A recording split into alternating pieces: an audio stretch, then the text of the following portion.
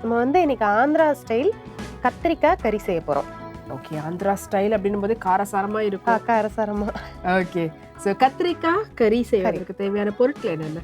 முந்திரி, கருவேப்பிலை, கடலைப்பருப்பு, தனியா, ஏலக்காய், கிராம்பு, பட்டை, அன்னாச்சி பூ, பிரியாணி இலை, கொத்தமல்லி இலை, உப்பு, வெங்காயம், எள், தக்காளி, மிளகாய்த்தூள், தேங்காய் துருவல், எண்ணெய். இப்போ இதுல ஏதாவது அரைக்க கொல்ல அந்த மாதிரி அரைக்க வேண்டியது இருக்கு. நம்ம ஃபர்ஸ்ட் வறுத்துட்டு அதுக்கப்புறம் அரைக்க போறோம். ஓகே, ஸ்டவ் ஆன் பண்ணிடலாமா? நம்ம வந்து ஃபர்ஸ்ட் மசாலாக்கு தனியா, அப்புறம் வந்து லாஸ்ட் ஃபைனலா சேர்க்கறதுக்கு தனியா வறுக்க போறோம். ஓகே, இப்போ ஃபர்ஸ்ட் மசாலாக்கு வறுத்துடலாம். இது வந்து ஒரு கொஞ்சம் 1/2 டீஸ்பூன் அளவு தனியா சேர்த்துட்டு, ஒரு 1/2 டீஸ்பூன் அளவு எள். ஓகே, எள்ளும் சேர்த்துட்டு, கொஞ்சமா கடலை பருப்பு அதுவும் 1/2 டீஸ்பூன் அளவு சேர்த்துட்டு, மசாலா நம்ம வந்து ஒரு சின்ன துண்டு பிரியாணி இலை, அப்புறம் ஒரு சின்ன துண்டு பட்டை, ஒரு 2 ஏலக்காய் சேர்த்துட்டு, ஒரு சின்ன துண்டு அன்னாச்சி பூ. இந்த அளவு சேர்த்தா போதும். சேர்த்துட்டு இதை நல்லா வறுத்துக்கலாம். இதை வறுத்து பவுடர் பண்ண போறோம். இது எப்படி நம்ம பவுடர் பண்றதுக்கு தாங்குமா இது? காணும். கொஞ்சமா அப்படி அரைச்சிங்கன்னா கரெக்ட் ஆயிரும். இப்போ இது லைட்டா வறுத்துட்டு இதை வந்து நம்ம எடுத்து வச்சிடலாம். ஓகே, வச்சுங்க.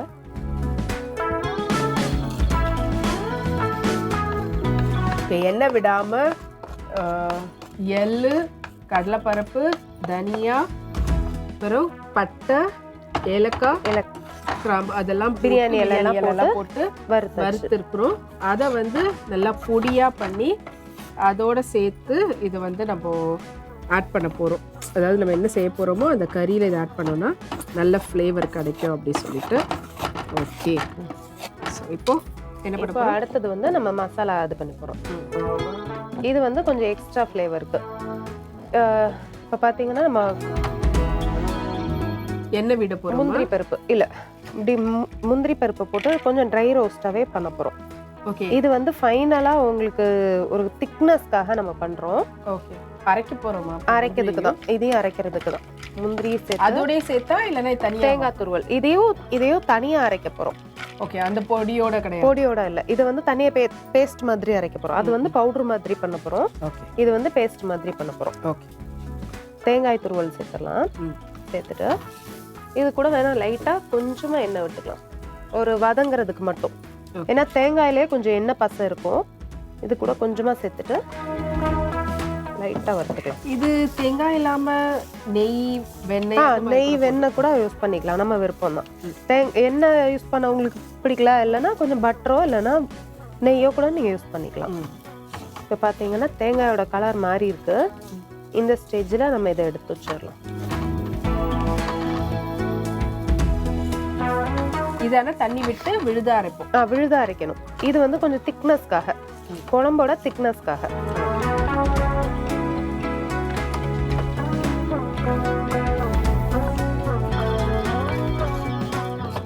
இப்போ இதே வானலியில கொஞ்சமா எண்ணெய் சேர்த்துடலாம். மறுபடியும் இதுலயே? ஓகே, அதுலயே கொஞ்சமா எண்ணெய் சேர்த்து இந்த கத்திரிக்காவை லைட்டா சூடு பண்ண போறோம், வதக்க போறோம்.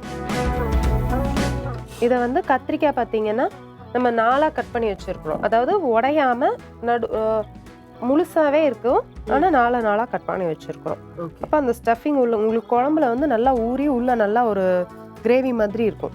இதை மாதிரி 4ஆ கட் பண்ணிட்டு இதை நம்ம அப்படியே சேர்த்துடலாம். கொஞ்சம் ஈரம் இல்லாம நீங்க சேர்த்துக்கோங்க. தண்ணி இல்லாம சேர்த்தீங்கன்னா கொஞ்சம் வெடிக்காது. ஆனா கத்திரிக்காயை பொறுத்த வரைக்கும் நீங்க கட் பண்ண உடனே சேர்க்கறதா இருந்தா தான் தண்ணி இல்லாம சேர்க்க முடியும். இல்லைன்னா கொஞ்ச நேரம் வெயிட் பண்ணீங்கன்னா அது கலர் மாறிடும். அதனால நீங்க கட் பண்ணிட்டு உடனே சேர்த்துருங்க.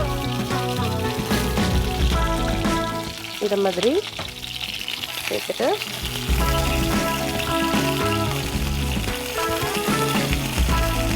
இது ஆக்சுவலாக ஃபைனலாக நம்ம இப்படி சாப்பிடும்போது கரெக்டாக எடுத்து பரிமாறுறதுக்கு ஈஸியாக இருக்கும். இப்போ வந்து லைட்டாக அப்படி டோஸ்ட் பண்ணி நம்ம எடுத்துக்கிறோம். இது தனியாக எடுத்துடலாம். ஸோ ஃபுல்லாக நல்லா பண்ணணும் அப்படின்ட்டுலாம் இல்லை. இல்லை ரொம்ப ஸ்கின் மாறுற அளவுக்குலாம் பண்ணணும்லாம் இல்லை, லைட்டாக அப்படி வதக்கி விட்டாலே போதும் உங்களுக்கு. இப்போ வந்து இது பார்த்தீங்கன்னா இப்போ நல்லா தெரிஞ்சிருக்கும் உங்களுக்கு, கலர் நல்லா மாற ஆரம்பிச்சிச்சு. இந்த மாதிரி இருக்கும்போதே நம்ம எடுத்துடலாம். எல்லா இடமும் மாறினா போதும், நமக்கு வந்து ஒரு ஸ்கின் மட்டும் மாறணும் அப்படி இல்லை, எல்லா பக்கமும் ஒரே மாதிரி ஒரே மாதிரி கலர் டோன் வந்ததுக்கப்புறம் எடுக்க போகிறோம். இப்போ இதை எடுத்து வச்சுட்டு தான் நம்ம அடுத்தது மசாலாக்கு ரெடி பண்ண போகிறோம். அதுக்கப்புறம் நம்ம எல்லாம் வதக்கிட்டு நம்ம ரெடி பண்ணி வச்சிருக்கிற பவுடர் எல்லாமே சேர்க்கணும்.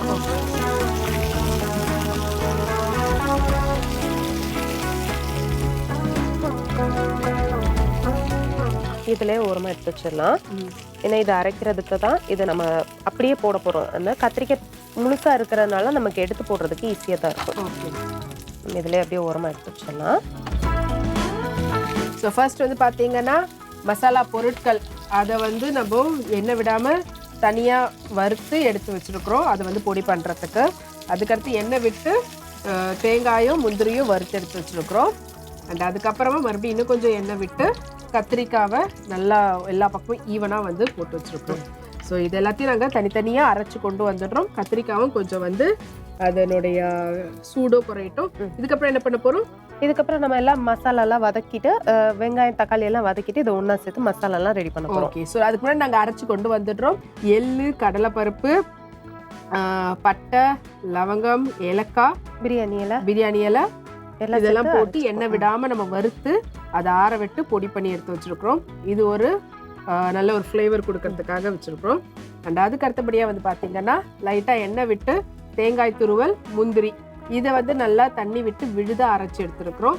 இதுவும் வந்து பார்த்தீங்கன்னா ஆடட் டேஸ்ட்டு மற்றும் திக்னஸ் வந்து இந்த கறிக்கு வந்து கொடுக்க போகுது. ஸோ அது ஒரு சூப்பரான ஒரு இது. அண்ட் ஆல்ரெடி கத்திரிக்காவை எண்ணெயில் பொரிச்சு வச்சாச்சு. ஸோ இப்போ வந்து என்ன பண்ண போகிறோம்? எண்ணெய் ஊற்ற போகிறோம். இன்னும் கொஞ்சம் எண்ணெய்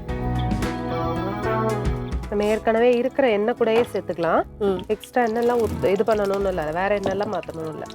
இதில் வந்து கொஞ்சமாக ஒரு ஃப்ளேவருக்காக எல்லாம் ஒன்றும் செய்யாது. இல்லை ஒன்றும் செய்யாது.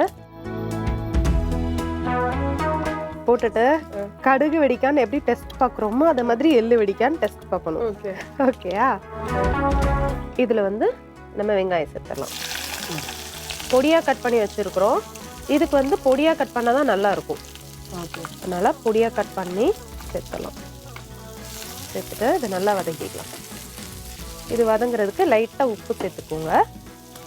கறிக்கு தேவையானது இல்லை, வெங்காயம் வதங்குறதுக்கு மட்டும் லைட்டாக உப்பு சேர்த்துட்டு கூடவே இஞ்சி பூண்டு விழுது சேர்த்துடலாம். 1 டீஸ்பூன் அளவு இஞ்சி பூண்டு விழுது.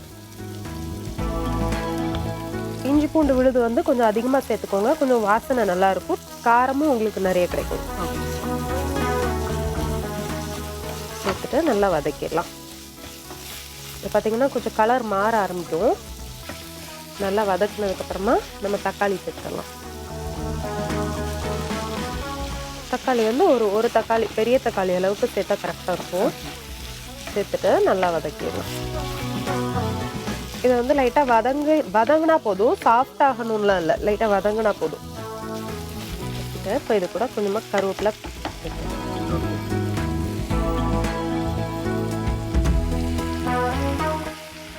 நல்லா வதக்கிடலாம்.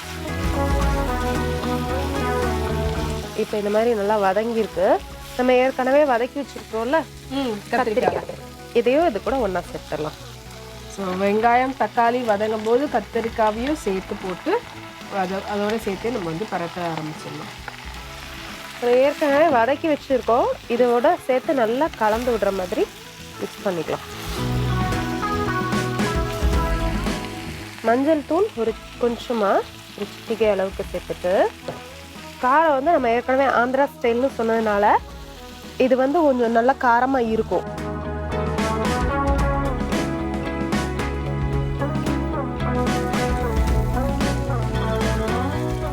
இப்போ நம்ம வந்து புளி தண்ணி கரைச்சி அதில் விட்டுறலாம். தண்ணி ஊற்றணுமா? தண்ணி ஊற்றுங்க. போடும். இப்போ வந்து புளியை நல்லா கரைச்சிட்டு, எவ்வளோ புளி எடுக்கணும்? ஒரு நெல்லிக்காய் அளவுக்கு எடுத்துக்கணும் புளி. ஊற வச்சிருந்தீங்கன்னா நல்லா கரைஞ்சிரும். அரை மணி நேரம் ஊற வச்சாலே நமக்கு கரெக்டாக இருக்கும். ஓகே. நல்லா இது மாதிரி கரைச்சிட்டு உங்களுக்கு வந்து புளிப்பு அதிகமாக இருந்துச்சுன்னா நீங்கள் கொஞ்சம் கம்மியாக யூஸ் பண்ணிக்கோங்க. இப்போ வந்து நம்ம தண்ணி சேர்க்குறோம்ல, இப்போ புளி தண்ணி சேர்க்குறோம்ல, இந்த ஸ்டேஜில் உங்களுக்கு புளிப்பு அதிகமாக இருந்ததுன்னா 2வது நீங்கள் சேர்க்கும் போது கொஞ்சமாக தண்ணி சேர்த்துக்கோங்க. புளி கரைச்சி விடாமல் தண்ணி சேர்த்துக்கோங்க. இதில் வந்து நம்ம இன்னும் உப்பு போடலைன்னு நினைக்கிறேன். தண்ணி போதுமா இன்னும் வேணுமா? போதும், கரெக்டாக இருக்கும். தேவைப்பட்டால் 2வது சேர்த்துக்கலாம். நம்ம வந்து மஞ்சள் தூளும் காரந்தும் போட்டோன்னு நினைக்கிறேன். உப்பு சேர்க்கல, கொஞ்சமாக உப்பு சேர்த்துக்கலாம்.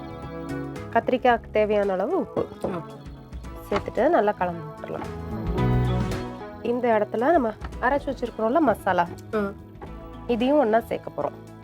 இதில் வந்து மசாலா மட்டும்தான் இப்போதைக்கு சேர்க்குறோம். நம்ம அரைச்சி வச்சிருக்கிற விழுதை வந்து ஃபைனலாக தான் சேர்க்க போகிறோம். இது வந்து நம்ம கத்திரிக்காய்க்கு இப்போதைக்கு தண்ணி கரெக்டாக இருக்கும். நீங்கள் கொஞ்ச நேரம் கழிச்சு இதை சேர்க்கும் போது கொஞ்சம் தண்ணி சேர்க்கணும்.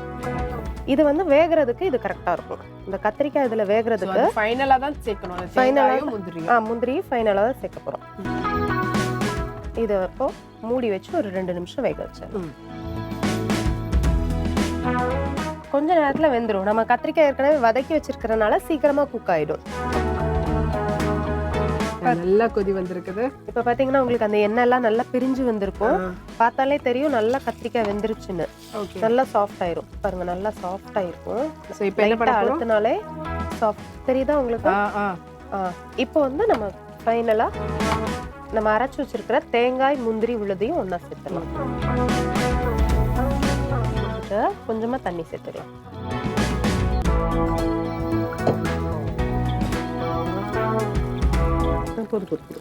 போதும்.